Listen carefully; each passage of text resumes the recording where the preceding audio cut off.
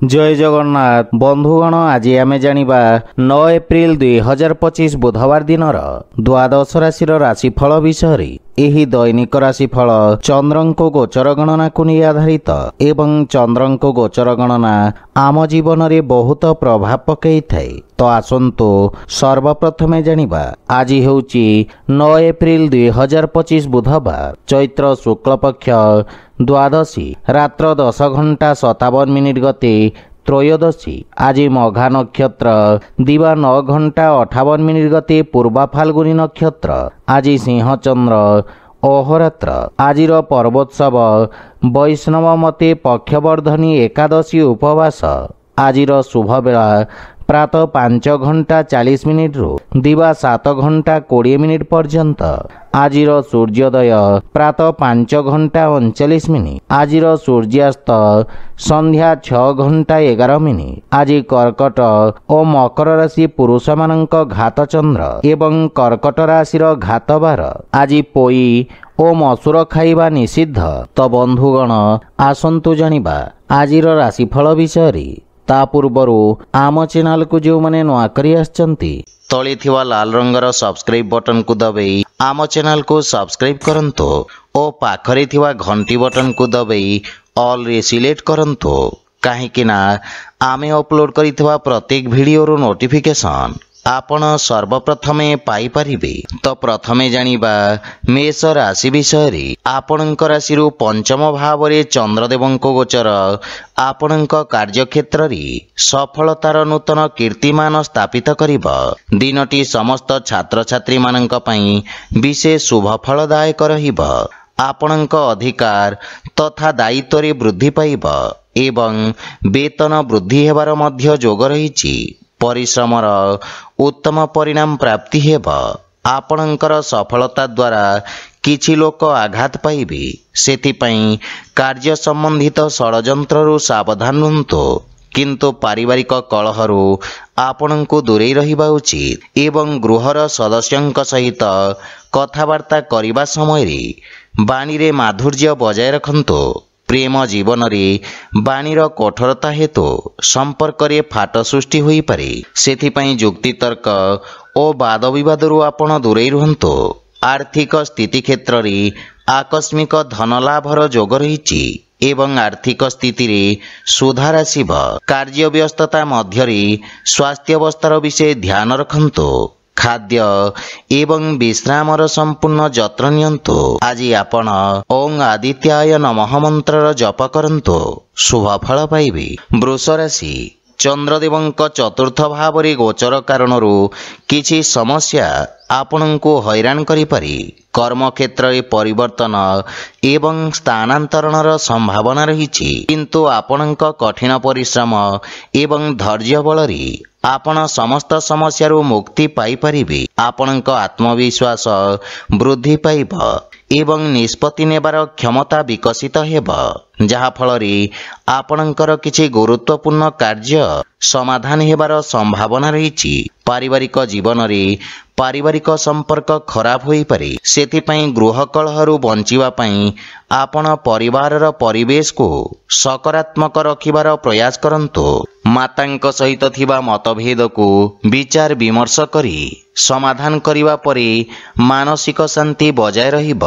आर्थिक दृष्टिरू सामान्य संघर्ष करिबाकू पड़ी पारे किंतु परिणाम आपणक पई उत्तम रहिब। अनावश्यक खर्च सीमित रखंतु एवं रक्तचाप रोगी स्वास्थ्य अवस्थार विशेष जत्न नेबा आवश्यक। आज आपण असहाय व्यक्ति को साहाय्य करंतु शुभ फल पाइबे। मिथुन राशि आपणक तृतीय भाव रे चंद्रदेवंको गोचर आपणक राजनैतिक वर्चस्व रे वृद्धि करिब एवं आपणक पराक्रम रे मध्य वृद्धि घटिब। आपण निज भितरे एक नूतन सकारात्मक शक्ति अनुभव करने समर्थ हेबे। सामाजिक मान सम्मान वृद्धि पाइब। आपणक भाई भौणी साहाय्य रे समस्त कार्य सफल हेब। पारिवारिक परिवेश स्वाभाविक रहिब किंतु आपणक भाई भौणी माने किछि समस्यार सम्मुखीन होई पारंती। श्वशुर घर पक्षरु किछि वाद विवाद ओ मनमालिन्यर संभावना रही सेथिपई बुझी विचारी कथावार्ता करंतु। ଜୀବନସାଥୀଙ୍କ କିଛି ସ୍ୱାସ୍ଥ୍ୟ ସମ୍ବନ୍ଧିତ ସମସ୍ୟା ଦେଖାଦେଇପାରେ। ସେଥିପାଇଁ ମାନସିକ ଚିନ୍ତାକୁ ନିଜ ଉପରେ ପ୍ରଭାବୀ ହେବାକୁ ଦିଅନ୍ତୁ ନାହିଁ। ଆର୍ଥିକ ସ୍ଥିତି ଉତ୍ତମ ଅନୁକୂଳ ରହିଛି ଏବଂ କୌଣସି ପ୍ରକାର ଗୁପ୍ତ ମାର୍ଗ ମାଧ୍ୟମରେ ଧନ ପ୍ରାପ୍ତିର ସମ୍ଭାବନା ରହିଛି। କିନ୍ତୁ ସ୍ୱାସ୍ଥ୍ୟାବସ୍ଥାରେ ଅନିୟମିତ ରକ୍ତଚାପ ଜନିତ ସମସ୍ୟା ଦେଖାଦେଇପାରେ। ସେଥିପାଇଁ ସ୍ୱାସ୍ଥ୍ୟକୁ ଅଣଦେଖା କରନ୍ତୁ ନାହିଁ। ଆଜି ଆପଣ ଭଗବାନ କୃଷ୍ଣଙ୍କୁ ତୁଳସୀ ଦଳ ଅର୍ପଣ କରନ୍ତୁ, ଶୁଭ ଫଳ ପାଇବେ। କର୍କଟ ରାଶି, ଆପଣଙ୍କ ଦ୍ୱିତୀୟ ଭାବରେ ଚନ୍ଦ୍ରଦେବଙ୍କୁ ଗୋଚର ଆପଣଙ୍କ ସାଥୀମାନଙ୍କ ସହିତ ସମ୍ପର୍କରେ କିଛି ତିକ୍ତତା ଆଣିପାରେ। କିନ୍ତୁ ବାଣିଜ୍ୟ ବ୍ୟବସାୟ ଦୃଷ୍ଟିକୋଣରୁ ଦିନଟି ଉତ୍ତମ ଲାଭଦାୟକ ରହିଛି। ଆପଣ କାର୍ଯ୍ୟକ୍ଷେତ୍ରରେ ଉତ୍ତମ ସଫଳତା ପ୍ରାପ୍ତ କରିବେ। ରୋଜଗାର ବା ନିଯୁକ୍ତି କ୍ଷେତ୍ରରେ ପଦୋନ୍ନତିର ସମ୍ଭାବନା ରହିଛି।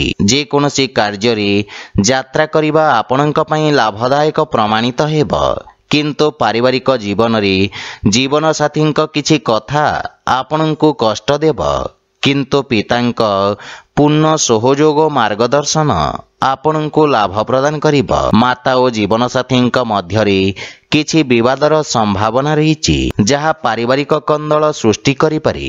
ପ୍ରେମ ସମ୍ବନ୍ଧରେ ପ୍ରଗାଢ଼ତା ଆସିବ ଏବଂ ଆର୍ଥିକ ସ୍ଥିତି କ୍ଷେତ୍ରରେ ଆଂଶିକ ଧନ ଲାଭ ବା ସମ୍ପତ୍ତିରୁ ଆପଣ ଲାଭବାନ ହେବେ। ସ୍ୱାସ୍ଥ୍ୟାବସ୍ଥା ଉତ୍ତମ ଅନୁକୂଳ ରହିଛି ଏବଂ ଆପଣ ରୋଗରୁ ମୁକ୍ତି ପାଇବେ। ଆଜି ଆପଣ ସୂର୍ଯ୍ୟଦେବଙ୍କୁ ସିନ୍ଦୁର ମିଶ୍ରିତ ଜଳ ଅର୍ପଣ କରନ୍ତୁ, ଶୁଭ ଫଳ ପାଇବେ। ସିଂହ ରାଶି, ଆପଣଙ୍କ ରାଶି ସ୍ଥାନରୁ ଚନ୍ଦ୍ରଦେବଙ୍କ ଗୋଚର ଆପଣଙ୍କ କାର୍ଯ୍ୟରେ ସଫଳତା ପ୍ରଦାନ କରିବ। ବିରୋଧୀ ଓ ଶତ୍ରୁମାନଙ୍କୁ ପରାସ୍ତ କରିବାରେ ଆପଣ ସଫଳ ହେବେ। ଯଦି କୌଣସି ଆଇନଗତ ବିବାଦ ଚାଲିଛି ତେବେ ବିଜୟର ଶୁଭ ସମ୍ଭାବନା ରହିଛି। ଅନ୍ୟମାନଙ୍କ କ୍ଷେତ୍ରରେ ହସ୍ତକ୍ଷେପ କରିବା ଆପଣଙ୍କୁ କ୍ଷତି ପହଞ୍ଚାଇବ। ରୋଜଗାର କ୍ଷେତ୍ରରେ ଏହି ଗୋଚର ଆପଣଙ୍କୁ ଶୁଭ ଫଳ ପ୍ରଦାନ କରିବ ଏବଂ ପରିସ୍ଥିତି ଉତ୍ତମ ହେବାକୁ ଲାଗିବ। ପାରିବାରିକ ସ୍ତରରେ ଆପଣ ଜୀବନସାଥୀଙ୍କ ଭାବନାକୁ ସମ୍ମାନ କରିବେ ଏବଂ ପ୍ରେମ ଭାବ ବୃଦ୍ଧି ପାଇବ। ପରସ୍ପର ମଧ୍ୟରେ ଗୁରୁତ୍ୱପୂର୍ଣ୍ଣ ବିଷୟରେ ଚର୍ଚ୍ଚା କରିବେ, ଯାହା ଜୀବନ ସମ୍ବନ୍ଧିତ ଗୁରୁତ୍ୱପୂର୍ଣ୍ଣ ନିଷ୍ପତ୍ତି ନେବାରେ ଆପଣଙ୍କୁ ସାହାଯ୍ୟ କରିବ।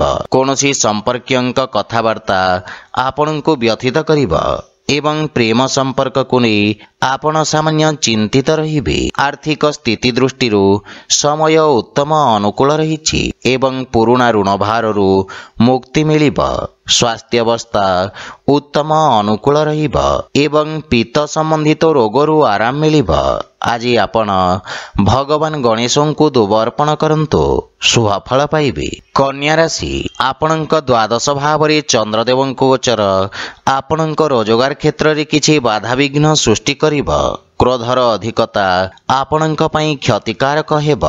ସେଥିପାଇଁ କୌଣସି ନିଷ୍ପତ୍ତି ନେବା ପୂର୍ବରୁ ଭବିଷ୍ୟତର ଯୋଜନା ବିଷୟରେ ଭଲ ଭାବରେ ଚିନ୍ତା କରିବା ଲାଭଦାୟକ ହେବ। ଛାତ୍ରଛାତ୍ରୀମାନଙ୍କୁ ନିଜ ଏକାଗ୍ରତା ବଜାୟ ରଖିବାକୁ ଅଧିକ ସଂଘର୍ଷ କରିବାକୁ ପଡ଼ିବ। ପାରିବାରିକ ଜୀବନରେ ବୈବାହିକ ଦାମ୍ପତ୍ୟ ଜୀବନରେ ସୁଧାର ଆସିବ।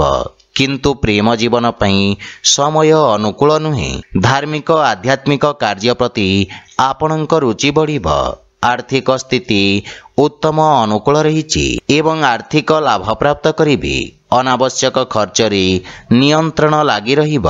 ବ୍ୟବସାୟୀମାନଙ୍କ ଆୟ ବୃଦ୍ଧି ପାଇବ, କିନ୍ତୁ କିଛି ଶାରୀରିକ ଅସୁବିଧାର ସମ୍ଭାବନା ରହିଛି। ଆଜି ଆପଣ ଗୋମାତାଙ୍କୁ ଖାଇବାକୁ ଦିଅନ୍ତୁ, ଶୁଭ ଫଳ ପାଇବେ। ତୁଳା ରାଶି, ଆପଣଙ୍କ ରାଶିରୁ ଏକାଦଶ ଭାବରେ ଚନ୍ଦ୍ରଦେବଙ୍କ ଗୋଚର ଆପଣଙ୍କ ଲାଭର ସ୍ଥିତିରେ ବୃଦ୍ଧି କରିବ। କାର୍ଯ୍ୟକ୍ଷେତ୍ରରେ ଆପଣଙ୍କ ସ୍ଥିତିରେ ଉନ୍ନତି ହେବ ଏବଂ ଆପଣଙ୍କର କାର୍ଯ୍ୟଦକ୍ଷତା ଅତ୍ୟନ୍ତ ଉତ୍ତମ ରହିବ। ବ୍ୟବସାୟୀମାନେ ନିଜ ବୁଦ୍ଧିର କୌଶଳ ବଳରେ କିଛି ଗୁରୁତ୍ୱପୂର୍ଣ୍ଣ ବ୍ୟବସାୟିକ ସଫଳତା ହାସଲ କରିବେ। କିନ୍ତୁ ପାରିବାରିକ ଜୀବନରେ ପରିବାର ସଦସ୍ୟଙ୍କ ମଧ୍ୟରେ ଭିନ୍ନତା ଏବଂ ବିବାଦର ସମ୍ଭାବନା ରହିଛି ଏବଂ ମାତାଙ୍କ ସ୍ୱାସ୍ଥ୍ୟ ଉପରେ ଖରାପ ପ୍ରଭାବ ପଡ଼ିବ। ସେଥିପାଇଁ ମାତାଙ୍କ ସ୍ୱାସ୍ଥ୍ୟାବସ୍ଥାର ବିଶେଷ ଯତ୍ନ ନେବା ଆବଶ୍ୟକ। ଆପଣ ସାମାନ୍ୟ ମାନସିକ ଚିନ୍ତା ଅନୁଭବ କରିବେ, କିନ୍ତୁ ଜୀବନସାଥୀଙ୍କ ସହିତ ସମ୍ପର୍କରେ ପ୍ରଗାଢ଼ତା ଆସିବ ଏବଂ ପ୍ରେମ ଜୀବନରେ ପ୍ରେମୀଙ୍କ ସହିତ ସମୟ ବ୍ୟତୀତ କରିବାର ଅବସର ମିଳିବ। ଆର୍ଥିକ ସ୍ଥିତି କ୍ଷେତ୍ରରେ ଆପଣ ଯେକୌଣସି ଚଳନଶୀଳ ଏବଂ ଅସ୍ଥାବର ସମ୍ପତ୍ତିରେ ବିନିଯୋଗ କରିପାରିବେ, ଯାହା ଆପଣଙ୍କୁ ଲାଭ ପ୍ରଦାନ କରିବ। ସମ୍ପତ୍ତି ସମ୍ବନ୍ଧିତ ବିବାଦ ଆପଣଙ୍କ ସପକ୍ଷରେ ସମାଧାନ ହେବ, କିନ୍ତୁ ସ୍ୱାସ୍ଥ୍ୟାବସ୍ଥାରେ ବିଶେଷ ଧ୍ୟାନ ରଖିବା ଆବଶ୍ୟକ। ଆଜି ଆପଣ ଗୋପାଳ ସହସ୍ରନାମର ପାଠ କରନ୍ତୁ, ଶୁଭଫଳ ପାଇବେ। ବିଛା ରାଶି, ଆପଣଙ୍କ ଦଶମ ଭାବରେ ଚନ୍ଦ୍ରଦେବଙ୍କ ଗୋଚର ଆପଣଙ୍କୁ ଅନୁକୂଳତା ପ୍ରଦାନ କରିବ। ଆଜି ଆପଣ ଊର୍ଜାବାନ ଅନୁଭବ କରିବେ। ଆପଣଙ୍କ କାର୍ଯ୍ୟକୁଶଳତା ଓ ଦକ୍ଷତା ବଳରେ ଆପଣ କାର୍ଯ୍ୟକ୍ଷେତ୍ରରେ ଉତ୍ତମ ସଫଳତା ଅର୍ଜନ କରିବେ।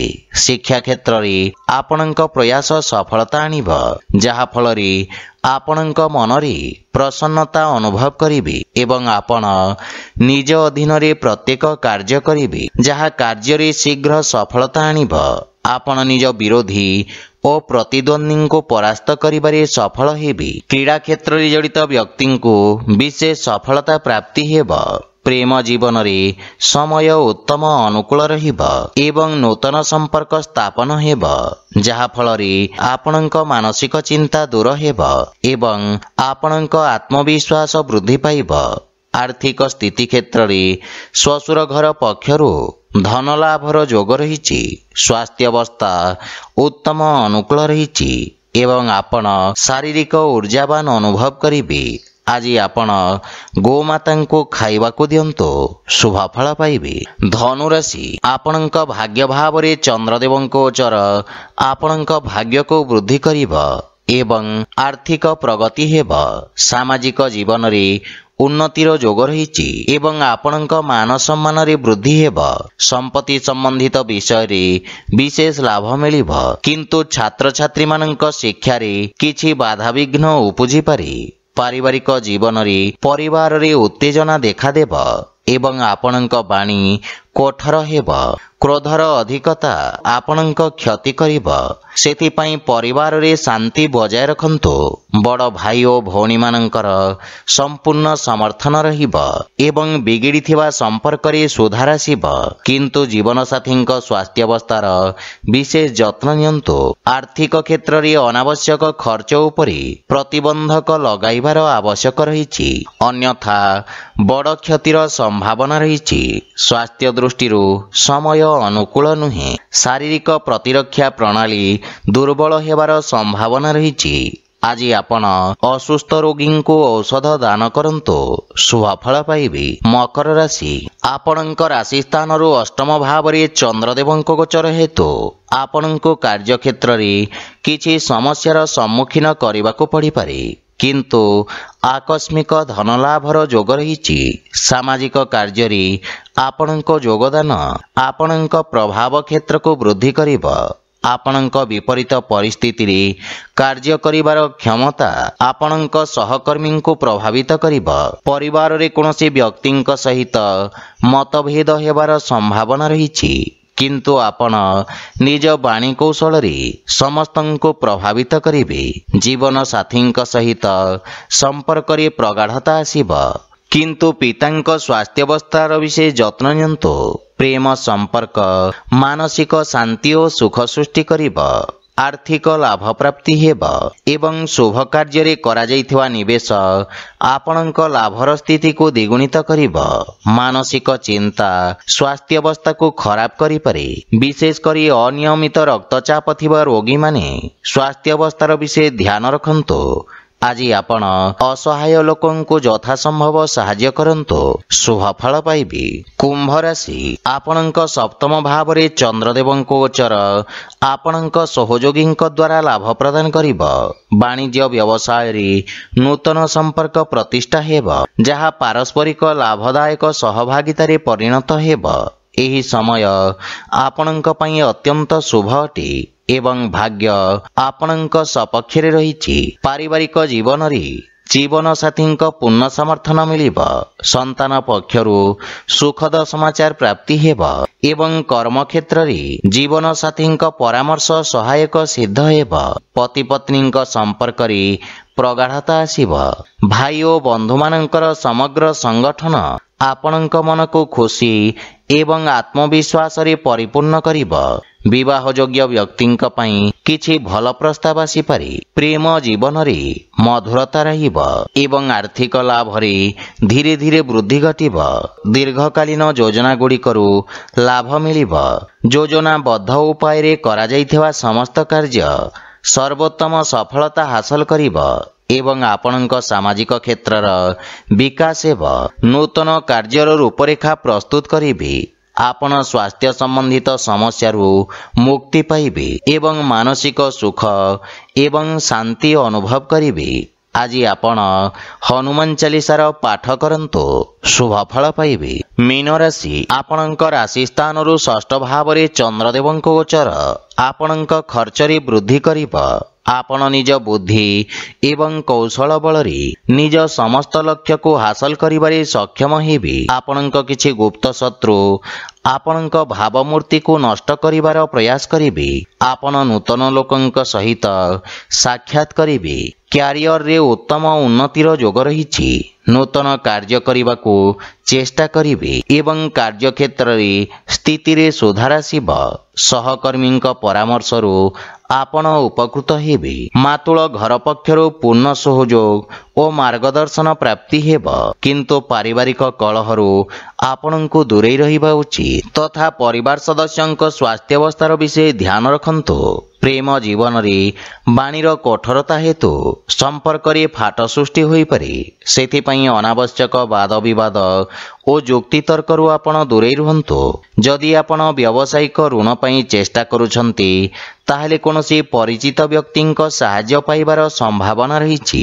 ଗଣ୍ଠି ପୀଡ଼ା ଯନ୍ତ୍ରଣା ଭୋଗୁଥିବା ରୋଗୀମାନେ ବିଶେଷ ଉପକୃତ ହେବେ। ଆଜି ଆପଣ ବୃଦ୍ଧ ଲୋକଙ୍କୁ ସାହାଯ୍ୟ କରନ୍ତୁ, ଶୁଭ ଫଳ ପାଇବେ। ତ ବନ୍ଧୁଗଣ, ଏହା ଥିଲା ଆଜିର ରାଶିଫଳ ବିଷୟରେ। ଯଦି ଭିଡ଼ିଓଟି ଆପଣମାନଙ୍କୁ ଭଲ ଲାଗିଥାଏ, ଲାଇକ୍, ସେୟାର ଓ କମେଣ୍ଟ କରି ଜଣାନ୍ତୁ ଏବଂ ଆମ ଚ୍ୟାନେଲକୁ ସବସ୍କ୍ରାଇବ୍ କରନ୍ତୁ। ଜୟ ଜଗନ୍ନାଥ।